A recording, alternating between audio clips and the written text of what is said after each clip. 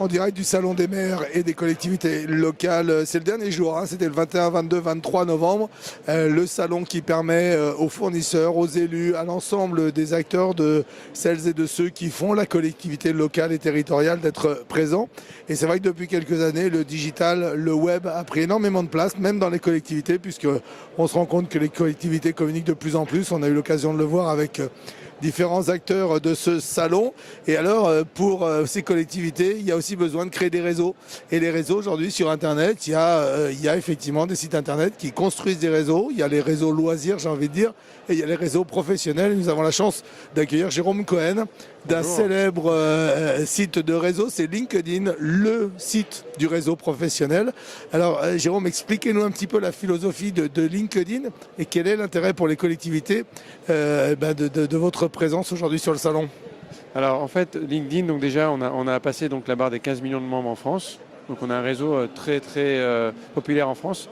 Mais c'est vrai que souvent, on se dit c'est plutôt un réseau social accès cadre, accès Île-de-France, américain.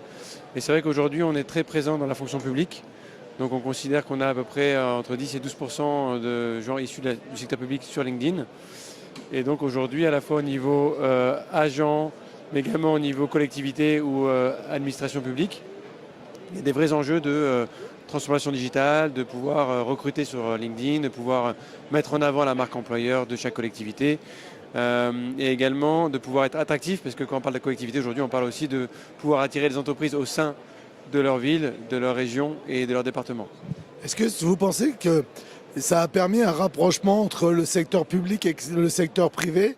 J'ai envie de vous dire, on a l'impression que les gens qui rentrent comme employés dans les collectivités, même comme cadres, ont un parcours bien spécifique qui peut ne pas s'appliquer dans le privé et vice-versa.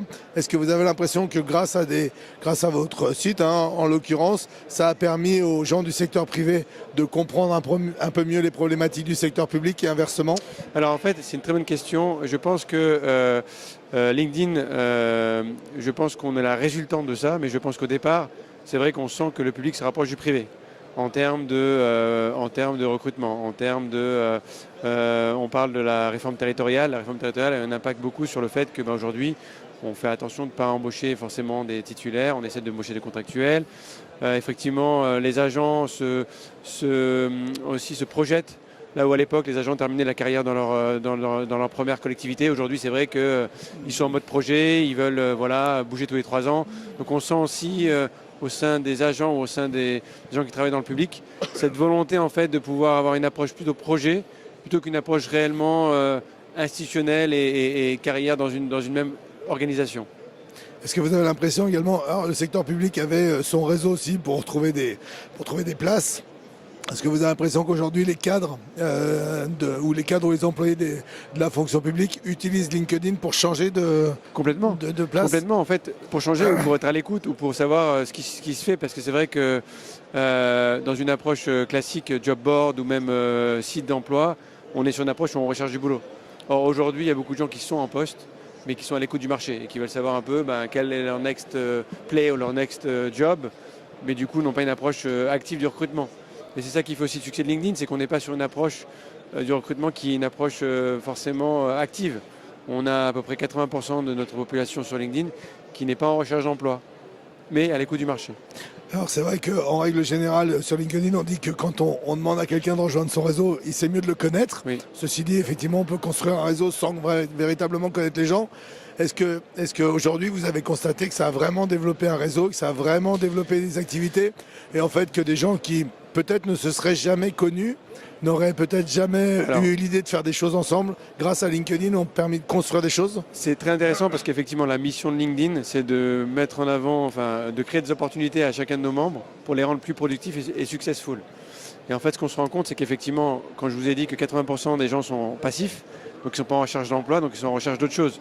Ils sont en recherche de news, de clients, de partenaires, de formation. Et du coup, LinkedIn, on a un écosystème où on permet justement à n'importe quel membre d'avoir accès à des opportunités, quel que soit son besoin. Effectivement, si je cherche des clients, je peux trouver des cibles.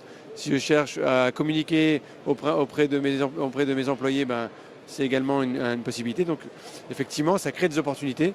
quel que soit le besoin du membre. Alors c'est vrai qu'il y a quelque chose d'intéressant aussi chez LinkedIn, c'est que les membres du réseau régulent automatiquement l'utilisation de LinkedIn. Souvent on voit, Oui. nous sommes un réseau professionnel, et quelque part, pardon de l'expression, mais on s'en fout de vos photos de vacances, on s'en fout, etc. Et on sent une vraie régulation. Oui. C'est-à-dire qu'il y a un code qui s'applique automatiquement aux gens qui disent ici c'est professionnel, si tu parles pas professionnel, tu n'as rien à y faire. Et voilà, C'est vrai. Vous avez réussi à le construire ça. C'est vrai que quand on met sur LinkedIn, on met un peu sa casquette professionnelle et on fait en sorte qu'on est vraiment dans l'univers pro. Et ce qui est intéressant également, c'est que la majorité de nos membres, elles veulent du contenu. Du contenu à la fois des entreprises qu'elles suivent, à la fois des personnes qu'elles suivent, mais à la fois des influenceurs. Donc on a un programme d'influenceurs qui inclut notre président Emmanuel Macron, Jacques Attali, Bruno Le Maire. Et du coup, ces personnalités-là publient du contenu qui est intéressant pour chacun de nos membres. Et donc aujourd'hui, on est aussi sur une veille d'information et aussi sur une agrégation, parce qu'une agrégation d'infos, aujourd'hui, on n'a pas de temps. On passe du temps dans le travail, on passe du temps dans les transports. Donc il faut qu'en quelques scrolls, en quelques temps, qu'on arrive à avoir l'ensemble des infos qu'on a besoin. C'est aussi un besoin qu'on ressent. Est-ce que LinkedIn souhaite dans l'avenir diversifier sa proposition pour aller en complément de ce qui se fait déjà? Est-ce que vous avez des idées? Alors je ne demande pas d'être dans le secret, mais est-ce que vous avez des directions en disant bah tiens, on pourrait peut-être faire ça qui viendrait compléter notre site, qui viendrait renforcer notre offre? Alors, il y a sûrement des choses qui vont arriver. Bon, de toutes les manières, vous savez qu'il y a Microsoft qui a racheté LinkedIn pour quelques milliards il y a 6 mois. C'est vrai que là, on a sorti récemment une news comme quoi vous allez pouvoir récupérer votre CV directement depuis Word et l'uploader sur LinkedIn. Donc il y a des nouveautés comme ça. J'imagine qu'il y a d'autres choses qui vont arriver, effectivement. Mais c'est vrai que sur LinkedIn, on a le souci surtout de tout faire pour nos membres. C'est-à-dire que tout ce qu'on met en place, on le fait dans le souci que ça répond aux besoins de nos membres. Et donc ça, c'est important. Est-ce que les élus ruraux, pardon, mais on voit des élus ruraux qui ont un certain âge, qui ne sont pas forcément très actifs sur LinkedIn, est-ce qu'il y a des systèmes pour les accompagner ou alors c'est vraiment vous laisser la liberté aux gens? Ce que je veux dire, parce que c'est vrai que ça reste un beau réseau et toucher les collectivités locales ou territoriales, on a quand même des élus qui ne sont pas forcément des fervents d'Internet et c'est un peu dommage. Est-ce qu'il y a une stratégie pour les accompagner ou pas plus que ça? Disons que déjà la stratégie, c'est que les solutions LinkedIn sont relativement simples. Donc on est déjà sur un produit qui est très simple d'utilisation, très fonctionnel et surtout qui permet on va dire en quelques heures de pouvoir comprendre l'univers. La meilleure manière de comprendre l'univers, c'est de passer un peu de temps. Et c'est vrai que souvent on me dit je voudrais tout mettre à jour, etc. C'est vrai que dans la philosophie de LinkedIn, c'est vraiment de se dire petit à petit, on met à jour, on rajoute des contacts, on essaye de peaufiner, de demander des recommandations, de mettre en avant ses compétences. Et donc ça se fait par étapes. Et donc le meilleur conseil que j'ai, c'est effectivement de pouvoir naviguer. Voilà.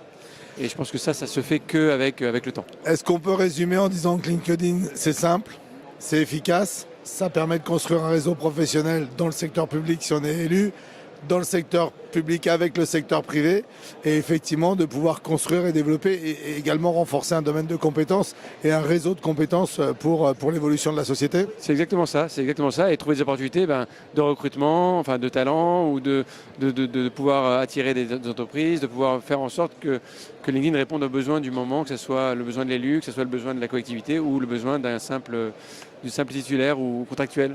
On situe votre stand ici au salon, il est au C32, il est au 30... Hall 3. Au C3, je crois, oui. D'accord, Hall 3 et C32. Très bien. Écoutez, Jérôme Cohen, merci beaucoup. Merci à vous. On se retrouve très vite avec d'autres acteurs du Salon des maires et des collectivités locales. Je vous le rappelle, toutes les interviews qui sont faites pendant ce salon sont disponibles quelques heures après en podcast sur radiolocal.fr. Merci beaucoup. Merci. Merci, Jérôme. Merci.